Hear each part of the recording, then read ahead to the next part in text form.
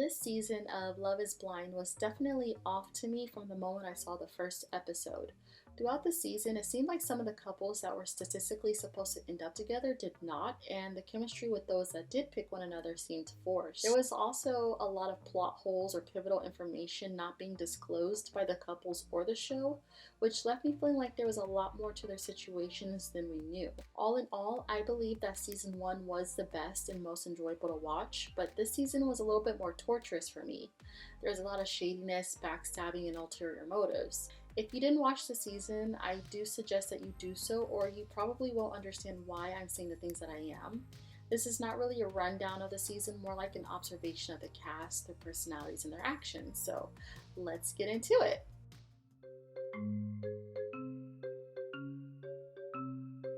Shake wasn't this season's biggest villain in my opinion. I only feel like he was one of them, and I'll explain a little bit later why I think that is and who I believe to be the bigger villain.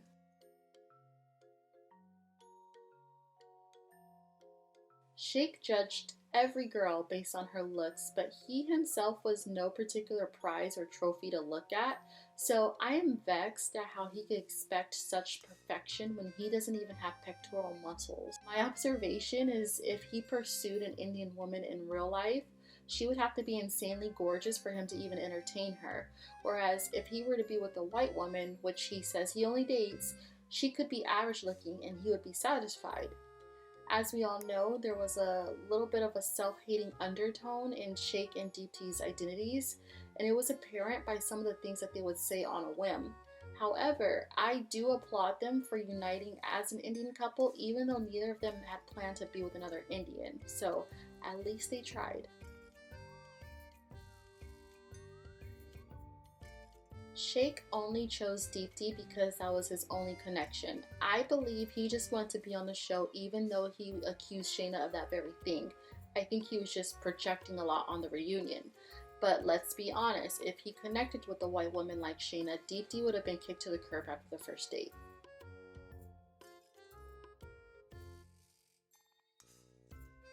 Deepti was low-key vengeful.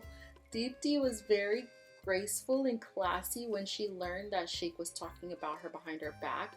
The whole season he was telling people that she reminded him of his auntie. He waited until the end to let her know about his struggle with his attraction to her, and she was pretty understanding. But while Shake was playing checkers, I believe Deepti was playing chess. She had her family help with the wedding, customizing it to be the perfect Indian ceremony, knowing she wasn't going to marry him. I applaud her for building the suspense and putting on the embellishments just to dress up essentially, but I was even more proud that she chose herself and left Shake at the altar.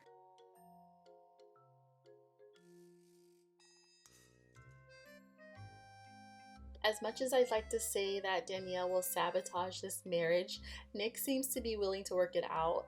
I think he has a lot of childhood trauma with his own family, and he has this view of the type of marriage he wants.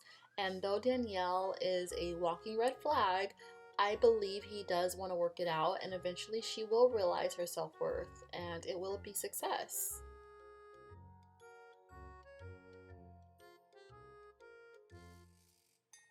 Nick is messy. He instigated some stuff with the other couples this season. For instance, he pushed Jarrett into talking to Mallory even though he wasn't necessarily ready to. Nick was also kikiing with the girls, telling everybody he wanted Shane and Shayna to be together so he can call them Shane.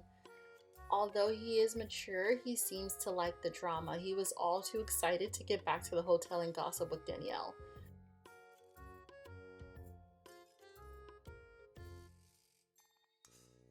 I believe Kyle to be insecure. Now, he didn't outwardly say it on the season, but he would hint at the way that he actually viewed himself, which seemed to be pretty poorly. When Kyle first saw Shayna after proposing, he thought she was so beautiful that he compared her to a supermodel, and then he called himself a piece of shit standing next to her. Even in the reunion, he asked Shayna if she left him because of his looks. Now, Kyle has a distinctive look to him. He has a very ambiguous facial structure. I think he has struggled with his image and has done everything he could to at least make sure he excels in other ways. He looks like he puts a lot of time and effort into his body, his posture, his clothing, but I can tell by his mannerisms that he is still unsure of himself. And Shayna did not validate him at all. Instead, he was the one validating her the whole time. As a result of this, I think he seems to have some unhealthy tendencies, like taking a hint. He just doesn't take a hint well. No matter how many times Shayna tried to break it off with him, Kyle wouldn't fully let her. And then at the reunion, he was upset that she wasted his time. And while there is definitely truth to that claim, he also struggled with her rejections. So he needs to recognize his obsession and inability to understand the word no. Because when a girl is not feeling you and she still is around, it's because she's doing it out of pity.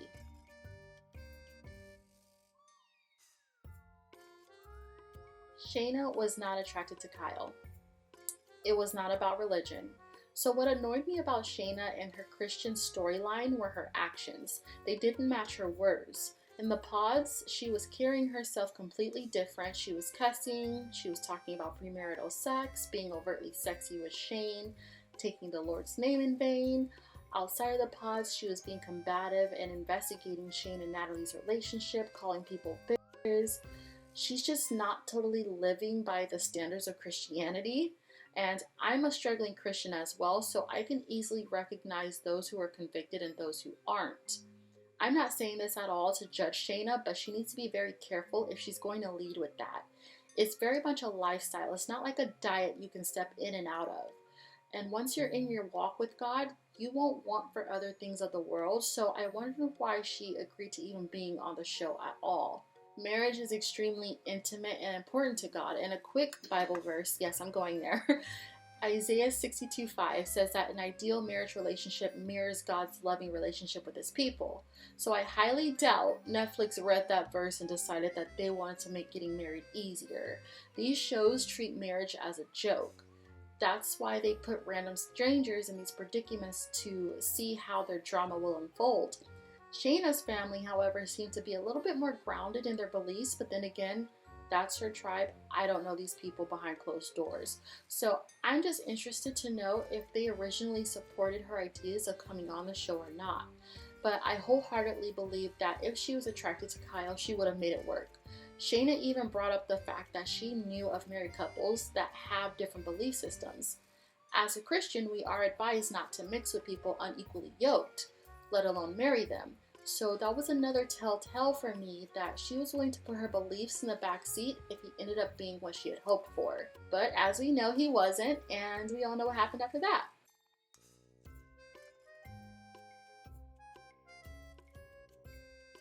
Shane is a drunk, in my opinion. It's obvious during the season, but it was confirmed in the reunion that Natalie and Shane's argument derived from him over drinking. I think he's depressed that his father passed and didn't get to see him in a loving relationship. However, that is definitely not an excuse for him acting like a man-child that doesn't know how to verbalize his feelings. Whatever trauma he experienced in his youth, it mentally stunted him, and he didn't deal with it. At the reunion, Shane seemed so depressed and tweaked out. His cheeks were sunken in, he was slumped over, he was rolling his eyes at every question that was asked. He was just so disrespectful, especially to Nick and Vanessa in my opinion, and his body language is so unattractive for a man of his size. Straighten your back, talk like you have some sense, you are grown. Natalie was just smitten with Shane's looks, but she knew he wasn't her real match. I think she was just so happy to get a guy that looked like him that she overlooked his problems in order to keep him. That argument seemed to be a blessing in disguise because the true Shane would have emotionally exhausted her in the long run. Imagine dealing with a man like him for life. She knew that because the argument was the final straw that broke the camel's back. I also think the argument had more unspoken context that we don't know about that contributed to their breakup, and I also believe Shayna might have had something to do with it too. Shane and Shayna definitely hooked up in my opinion. I think they tried to see if there was a match, and probably it was all surface attraction like it was in the pod, which is why it didn't go anywhere. The way Shane panicked at the topic of him and Shayna meeting up outside of the show, I just know that there was a lot more to it. But I do think Shane and Shayna deserve each other, and I don't mean that in a good way. If Shane initially proposed to her, I think she would have unwillingly ended up being like a mother figure to him, because he, like I said, he acts like a child, and she would find herself just nagging at him, picking up after him, just fussing with him to be the kind of man that she needs. And then he would eventually recognize that there is a void in a relationship and a lack of depth. I don't know, I just feel like that's what would end up happening after they got out of the honeymoon phase, and they would definitely say no to each other at the altar. And while it would have wasted everybody's time, it would have made for great entertainment.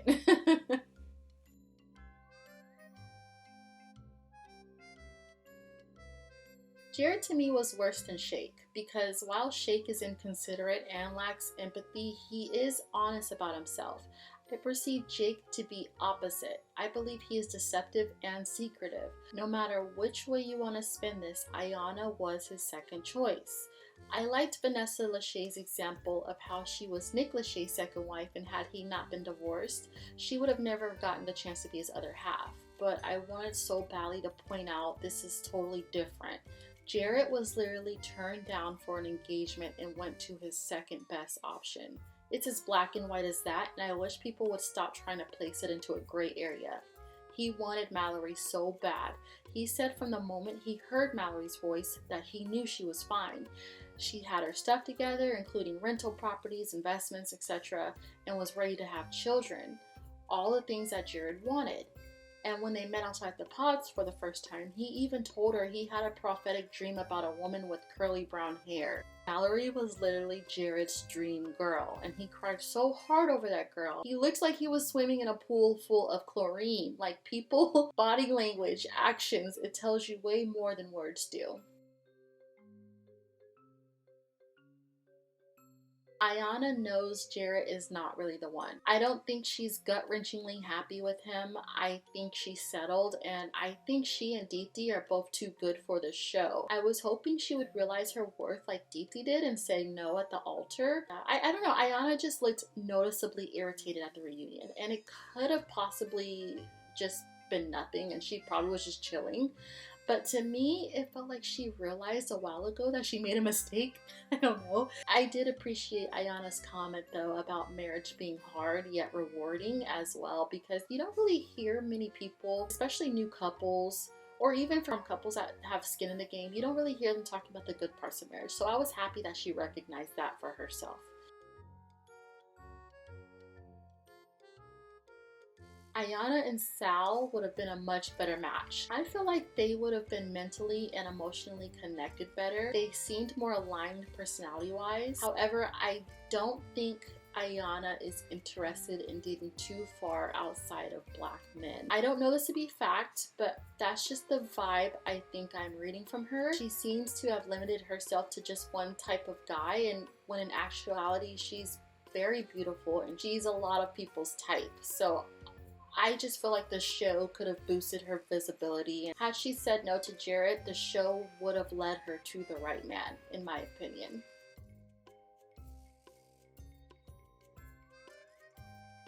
I think Jarrett was relieved when he saw Iyanna. Yes, I know everything isn't about racism, colorism, featureism, texturism, etc., but I recognize the subtle hints of what indicates those. He kept telling Iyanna how beautiful she was, and then he would tell her she didn't sound the way she looked. He just kept saying it. I'll leave it right there. In reference to Jarrett's deceptive traits, I know he is sneaky because one huge indicator was a conversation he had with Mal.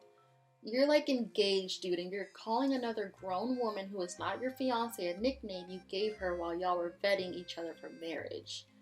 He was so invested in that conversation with Mallory, and as we saw, it was very inappropriate. I didn't like how he lied about it to Sal when he got confronted. Sal is the softest, calmest, most unproblematic person there on the show, and you shriveled up and lied because your true colors were showing.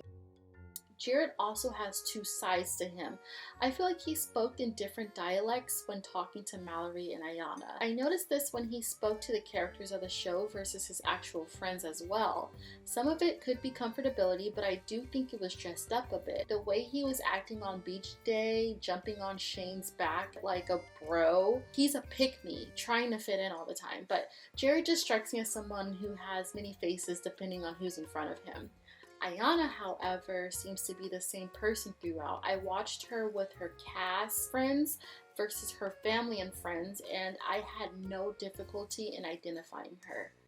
One last example of how Jarrett was faking it out, and I know it sounds like I'm on the Jarrett hate train, and I don't hate anybody in this world. I'm on the strong dislike Jarrett train, so we'll say that. But one last example of him being fake was his reaction to Shake at the reunion. When they all met up for the first time and Shake was telling everybody he wasn't attracted to Deepti, Jarrett was in stitches. He was cracking up. He didn't say anything. He didn't defend her in that moment. Come the reunion, Jarrett wants to call Shake out for being an for the comments he was making. He's just not consistent, and I don't think he will be consistent in his marriage. I do, however, think it will last because Iyanna is very forgiving, and she will let him grow into the man that he needs to be. And along the way, unfortunately, it will harden her, but Iyanna does not seem like a woman with a plan B, and that's totally fine. I'm just being honest.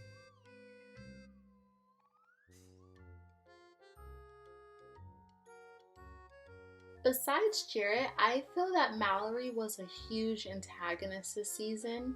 We watched her disrespect her relationship, gaslight her partner, lie about her true feelings, and looked uncomfortable for a sizable amount of the season. Let's just be straight up, she wasn't attracted to Sal. And when a woman or a man tells you that you're usually not the type they go for, take that as a sign.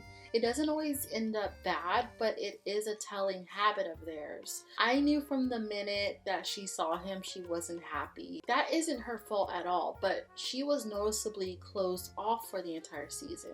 Their situation alone was already so ambiguous. Shake was the one that called it out first. Sal had some unfinished business with a girl he knew before coming on the show and essentially used her as a backup, so he's not innocent either. And then Mal stopped trusting him after that. But that was only after he had already stopped trusting her because of her conversation with Jarrett. If you're not attracted to your partner and it bothers you, usually little things like that are what's going to get into the way. Because if you don't have a true burning desire to be with them, the smaller things are going to be the biggest things, and it's going to eventually break you guys up. And that's what happened with these two.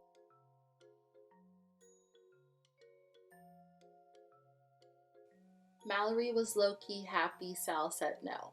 Like I said, she didn't want him from the jump, so I think she's just excited to get back on track with her life, much like Shake is. It's funny because had Jarrett just gone home instead of proposing to Iyanna, he would have gone home single, yes, but if he had just waited a few more months, Mallory would also have ended up single, and they would have had that fair chance that they really wanted. Because I think she really wants Jarrett, after seeing Sal.